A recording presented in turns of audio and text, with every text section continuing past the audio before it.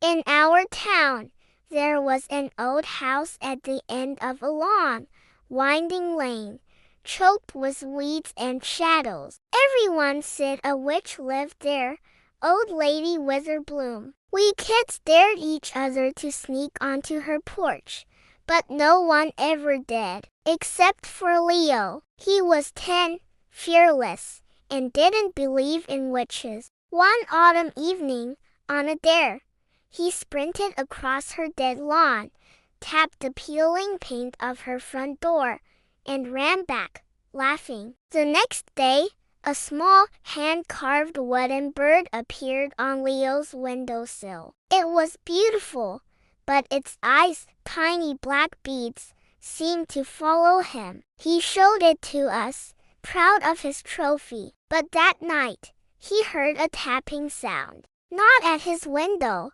but from inside his room. The little wooden bird was tapping its beak against the glass, trying to get out. Terrified, Leo threw it in his closet and slammed the door. Sings God Stranger. Shadows in his room seemed to twist into long, crooked fingers. He'd hear whispers that sounded like rustling leaves, even with the windows shut tight. He was no longer the fearless boy we knew. His eyes were wide with a terror he couldn't explain. He told his parents, but they just said he had an overactive imagination. A week after the dare, Leo didn't come to school. We went to his house, but his mom, her face pale and strained, said he was sick. She wouldn't let us see him. We stood outside his window and called his name. For a moment, we saw a figure in the window. It wasn't Leo. It was a boy made of sticks and dried leaves,